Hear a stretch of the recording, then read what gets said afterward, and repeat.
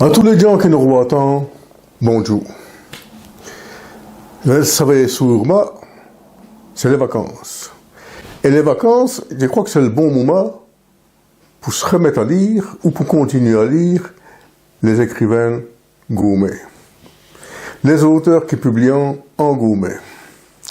Alors, Annie, je vais vous causer d'un auteur qui fonctionne bien. Celui qui a traduit l'Astérix et l'Obélix tue les Belges, avait mis. C'est le Daniel Hubert.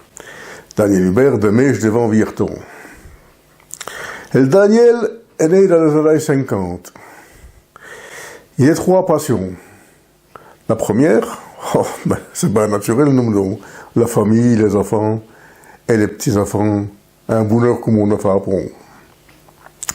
La deuxième, c'est la musique. Les corps alpins en particulier. Les corps alpins, vous savez bien ce que c'est ces grandes trompettes-là, comme on voit dans le Tintin au Tibet, là-dessus, les lamas.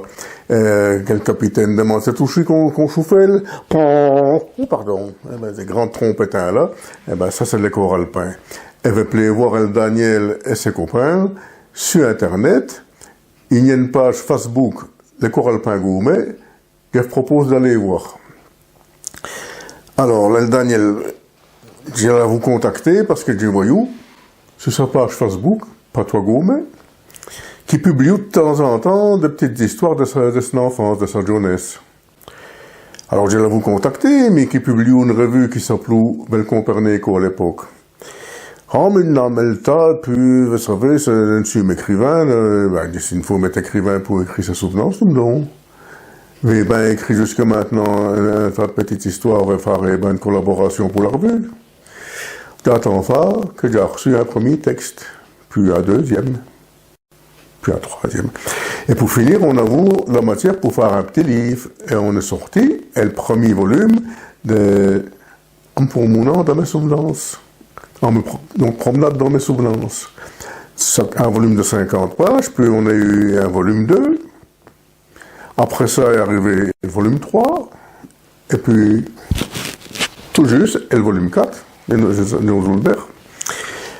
pour le volume 5, on a dû faire autrement parce que elle livre tout un peu plus épais. Il s'est limité à ça. Il n'y a qu'un volume sur une histoire de voyage en Suisse, où il a en collaboration, en coopération, comme on dit Rouben, qui a un peu mot tourné. Ma foi, c'est assez désopilant de lire cette affaire-là. Et puis, il y a aussi l'histoire de la Saint-Nicolas de Dalta. Et ça, je vais lire un dessus quand on arriverait au moment de la Saint-Nicolas. Et le darin en date, c'est l'histoire de l'Arthur. L'Arthur que tout garde des beaux. Et puis, un peu après la retraite, un peu bracni, là, vous savez, il couche bien les beaux, il couche tous les coins. Et voilà, il racontait cette histoire-là dans bracni, l'Arthur. Donc, je reviens à nos histoires, pour mon nom de mes souvenances. Qu'est-ce qu'il raconte notre Daniel? Il raconte les histoires de sa jeunesse, de son enfance, l'histoire d'un village, comme parce que à cette époque-là. C'est merveilleux parce que il ne s'agit de il raconte bien les amanies des autres, mais il met les siennes à eux. Ce n'est plus le grand héros des histoires, c'est surtout des héros, et surtout avec vos travail et avec vos qualités. Et ça, c'est important. Et quand je vous dis qu'il fait des histoires depuis les années 50 jusqu'aux années 70, donc sa jeunesse, eh bien oui, c'est sa jeunesse, et il est contre John Astor. Ah oui, et vous savez ce qu'il conserve, là? Eh bien, ce qu'il fait contre mort John, et contre vieille Mi, et contre vieille Jama, c'est de bien connaître le gourmet, et de bien se rappeler toute sa jeunesse, et de la dire comme il faut, dans des histoires. Avec ça, on vieillit, on s'avoue. Je vais vous lire un petit extrait de ma première sèche, ma première cigarette. C'est dans le volume 4 de Pour mon nom dans mes souvenances.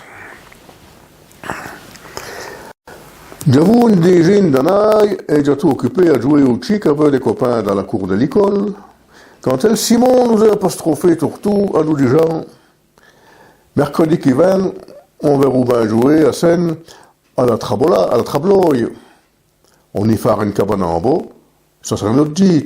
La trabloy, c'est un lieu dit d'aller bonhomme donc. Bien nous avons Roati, et pour un coup, j'ai trouvé que l'idée dont Simon n'a tombe si mauvaise que ça.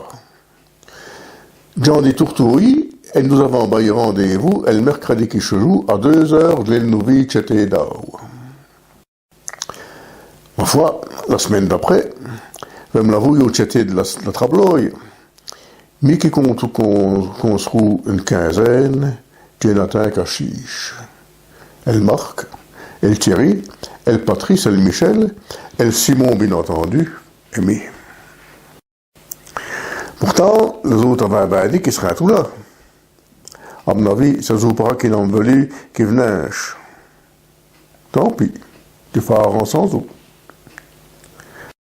En scène, j'ai décidé de choisir une place pour y faire notre cabane. Il nous faut un endroit, mais trop long dans le chemin, mais trop près non plus pour qu'on nous voie trop. Le debout est aussi un peu à chuaille, si vous nous plus. Alors, j'ai trouvé une petite sapinière padrille tchété qu'il fallait la faire. C'est tout là que j'avais décidé de la construire. Et le Simon, que vous avez revenu un côté et de la courte, et comme assis à bailler les autres. Il nous a dit qu'il faut qu'on allait jusqu'à des belles de bas pour faire la monture. J'ai triplé aux alentours, et j'ai ramené ce qu'il faut. J'ai dit le Simon, alors il est perche de bas, et quand à faire une scène, il nous a dit qu'il faut qu'on allait chercher des fougères et des coches pour faire le toit. J'ai encore fait le tout dans le petit bas. Il nous a fallu trop longtemps pour ramasser des brassis que j'ai ramenés au Simon. D'ennemi de mat, il nous a fait un toit en moins de temps qu'il faut pour le dire. Pour une première, elle a tout bien belle notre cabane. On peut dire que ça a tout une réussite. Je nous avons assis tout dedans pour l'essayer. On y a tout mouban. J'ai causé un pour scène de terrain et de tafar. Puis à un moment, comme on a voulu bien faire l'ouvrage, et Philippe nous a proposé de fumer dans le fume beau, qu'il a retrouvé de lait à sa pinière en coupant les fougères. J'avais un coup quelqu'un qui fumait ça, qui nous a dit. C'est comme une cigarette. Il n'y a qu'à l'allumer, et après, il n'y a qu'à tirer dessus. Comme il a voulu l'air de six counettes, il y en a là, il a allumé ce de beau, et Jean Roy a tiré sur ce fumeron. Ça ne me mauvais, dit-il. Je voulais essayer. Alors, chacun notre tour, j'ai enterré sur le dessus de coche pour faire un pot de femaille. Mais, c'est la tombe terrible. Ça n'a pas de goût. C'est de la pouchellerie, ça, qu'a dit le Simon. Si vous voulez, tuer ma grand-mère, dans un homard d'ompel, il y a une grande boîte en fer. Dedans, il y a tout plein de paquets de cigarettes. C'est toi, mon grand-père. C'est lui qui fait mou ça. Mais depuis qu'il est mou, ils en vont demeurer tout là. Si vous voulez, je vais admis dire bonjour à ma grand-mère, et je profitera pour lui barboter la boîte. Au moins, je fais me rendre on verra, et donc bon tabac. Ah, voilà une bonne idée. Ce serait l'occasion de fumer une vraie cigarette comme les Zooms, qui dit le Marc. Marché conclu. J'ai là en tout carte blanche au Simon, qui nous tiendrait au courant. Alors, on va songer bien que ça ne verrait aussi à Gima que ça. Il finirait bien par ramonner des cigarettes. Bah, vous savez bien comment que ça va quand on fume les premières cigarettes, hein. Et Daniel nous le raconte dans cette histoire-là. Eh ben, ma foi, voilà. Si vous voulez lire la suite, le livre existe toujours. Un prochain coup, je vous causera d'un autre auteur, bien entendu. À revoir donc, ben, pour tes bains. Et il n'y a pas ira le médecin.